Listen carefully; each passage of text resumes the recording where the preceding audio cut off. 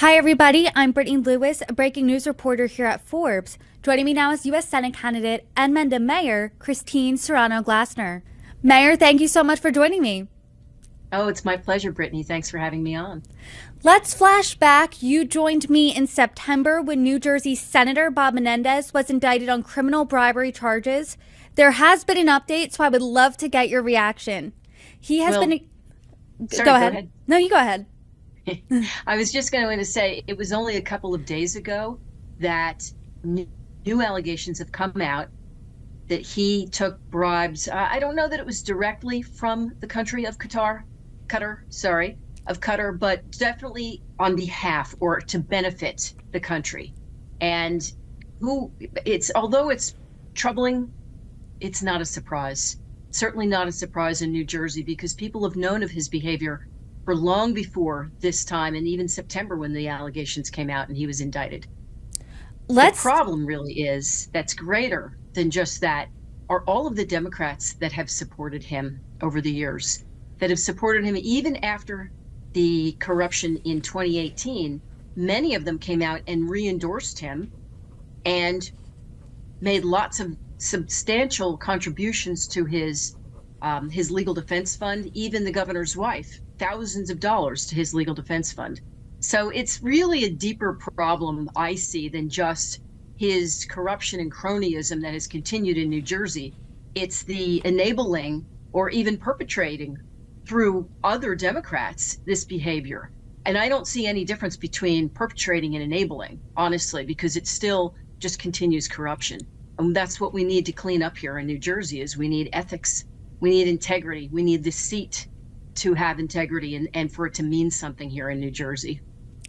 Let's talk about the Democrats' response first. Let's talk about that. Democrats, a lot of them have come out now and said, hey, it is time for Senator Menendez to step down. I'm talking about Senator Cory Booker of New Jersey, Senator John Fetterman of Pennsylvania, even Governor Phil Murphy of New Jersey as well, your governor. Do you think this is enough? What do you make of that response then? Well, first of all, everybody is entitled to due process. And Senator Menendez, Gold Bar Bob, is certainly entitled to due process and should have that opportunity. What's interesting out of the list of names that you've provided is Governor Murphy. Yes, he wants him to step down because he's supporting his wife, Tammy Murphy, who's now running for this seat. That's awfully convenient, especially if he does step down now. The governor would have the opportunity to appoint someone to that seat. And then you mentioned John Fetterman, who's supporting another candidate that's running for that seat, Andy Kim. And he's a very big supporter of Andy Kim, and he's been fundraising for him. So, out of this list of folks, it makes sense because what it is it's about power. They want to maintain the power of that seat for the Democrat Party. My goal is to take the power and return it back to the people. These seats are jobs. People tend to forget that. What's happened in the U.S. Senate and even in Congress is it's become a place for celebrityism. It's become a place where people either go and make a whole lot of money, and I'm certainly not with every elected official, but with enough that have tainted it and really turned people off from Washington. It's also become a place of power. People use it to power broke, which is what Bob Menendez did, right? He used this seat to enrich himself and his cronies. And it's time that someone, a candidate like myself, which is why I'm running, bring integrity back to the seat and bring the power back to the people. Since it's a position, people have to understand it's a public service position. And people deserve that public service. I bring public service to people all the time. It's not a self-service position, which is what Bob Menendez has used it for, which is what other Democrats will want to use it for, to profit for themselves. And we need to take these positions and use them for the right reason. Pass good policy for people so that they can have lives that they can count on, quality of life, and a future for themselves and their family. Do you think that this celebrity is a problem in both parties? And I just want to start out. I'm not comparing George Santos to Bob Menendez, but when you're thinking about people who have profited off their seat, George Santos recently embattled, no longer a member of Congress, now profiting. He says he's making more on Cameo in a week than he did in a whole year sitting in Congress. So do you think that this is a problem in politics as a whole, regardless of party? I think it's a problem across the board, not just in politics, but in life. It's all of these social media sites. I mean, people, instead of actually gaining some skills and using that and using brain power, people are using social media sites to enrich themselves, to make a living. It is what it is. It's sad. I think it's not the way the world should be. And I think at some point in time, we're going to see that it doesn't work as much anymore. I guess it will continue to, but certainly politics have been taken by that. Everybody is. And it shouldn't be, because governing people should really be about work. It should. It should be about seriously taking the job and spending a lot of time with people. Communication is key. To me, that's one of the most important things, is that you've got to communicate a clear message, but you also have to listen to people. And if you're spending most of your time promoting yourself, then you're not listening to people. You should be coming back to your state, your home state, and meeting with people and traveling around the state, not just at a campaign time, all year long, and certainly not just through video and through social media sites. It needs to be in person. We need to get back to that. So I do think it's impacted politics a bit, and I'd like to see it returned to, people dealing with people and better communications. Let's talk about what the people of New Jersey think. And before I get started in that, I want to read exactly what he's been accused of in this second superseding indictment. This time he was accused of making positive comments about Qatar in exchange for a multi-million-dollar deal for a New Jersey real estate business. He has been accused of being bribed with gold bars, money, a luxury car, and now most recently in the second superseding indictment, luxury watches. What do the constituents of New Jersey think about this? I don't think anybody in New Jersey is surprised. So many people come to me and say, I knew Bob Menendez Win. I knew people that worked for him. And it's just not a surprise. He said himself, this is how we do business. So it's sad. New Jersey, there was a study that was done, I think back in 2014, and 2 states vied for the top position of most corrupt in politics. And it was New Jersey and Illinois. I mean, it's sad to have to come in, tie for number 1 with that category, but that's New Jersey, and we need to clean it up. And we need for people to understand seats like this, there's not that many of them, right? You've got 2 per state. We need to treat them as the treasured gems that they are. We need to treat them as the important jobs that they are, so that we can get things done for people, so that we can improve people's lives here in New Jersey and throughout the whole country. That's my goal. That's why I'm running. I plan on using the power for the people and returning it to them.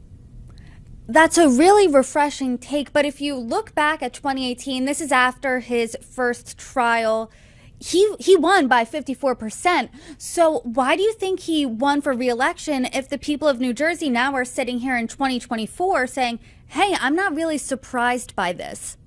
I remember a headline that came out days before election, and it said, hold your nose and vote. And that was the common thought about from most people, that they have to maintain these seats. They want to maintain the power in the Senate. And so it doesn't matter who's in there. And you look at a lot of folks that have won these seats. Some people question whether they're even qualified. I think that we need to look at that. People really need to start looking at the candidates that are running for these seats and not just go down party line. He never should have been voted back in, but Democrats stood behind him and they supported him and said, we're going to stand by him. Look what happened. It's happened all over again because he got away with it before. And as he said, this is how we do business, and he would continue to get away with it. In September, he was accused of aiding the Egyptian government, now the Qatari government. In September, he stepped down as his role as chairman of the Senate Foreign Relations Committee, but he's still a member. What do you make of that? It makes you wonder how much information he should receive.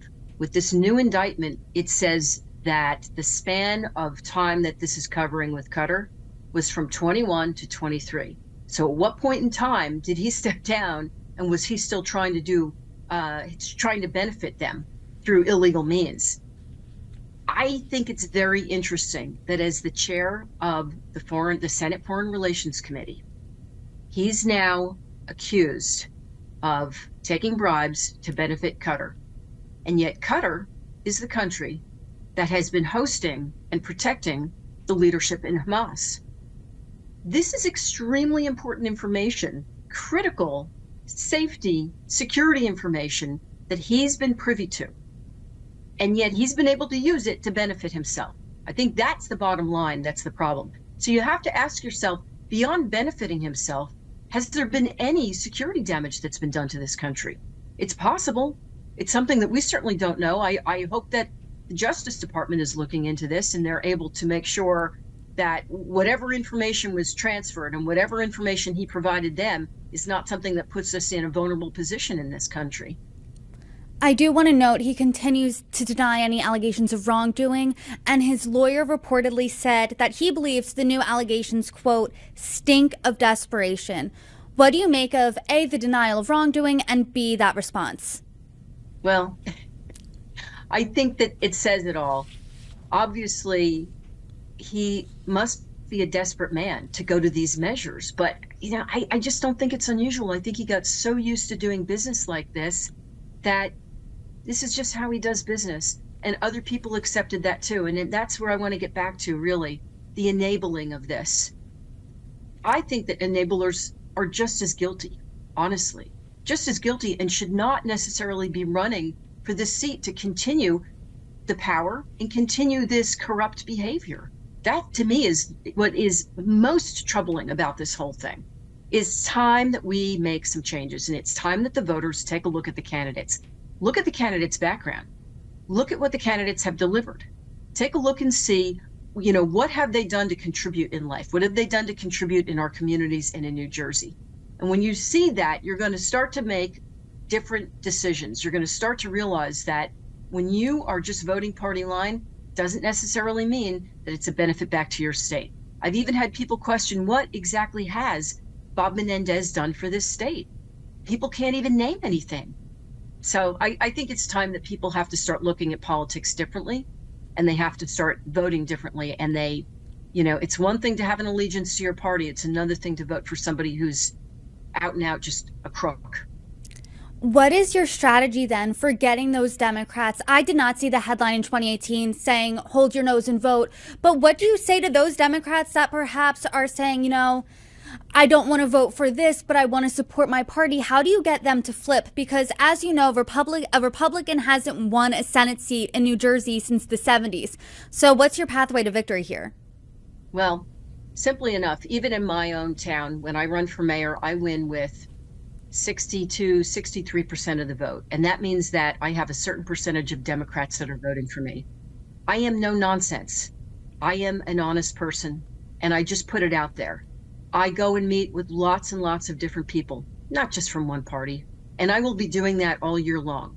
Anybody that I can meet with, any group that I can meet with, so that they can understand we have a lot in common.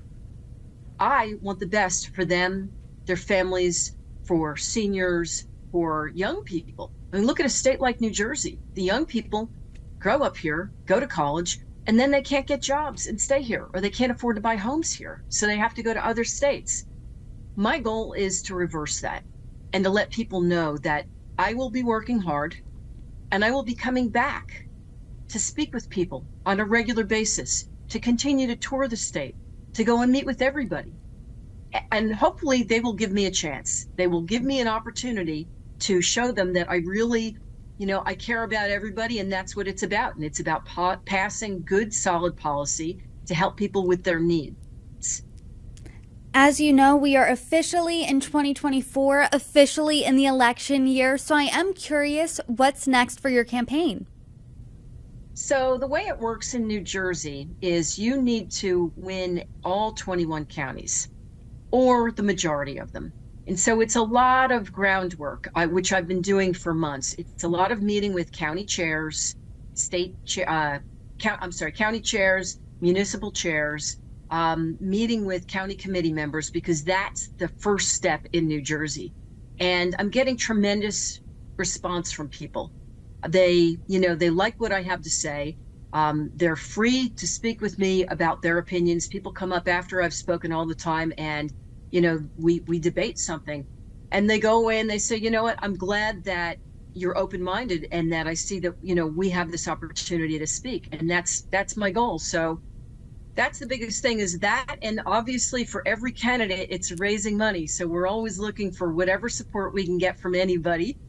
And I want to make sure that I mention my website, which is christine4nj.com, and that's Christine with a CH. And we just, we're going to keep meeting with people and getting out there and, answering questions for folks. Mayor Christine Serrano Glassner, thank you so much for joining me once again, and best of luck. Thank you, Brittany.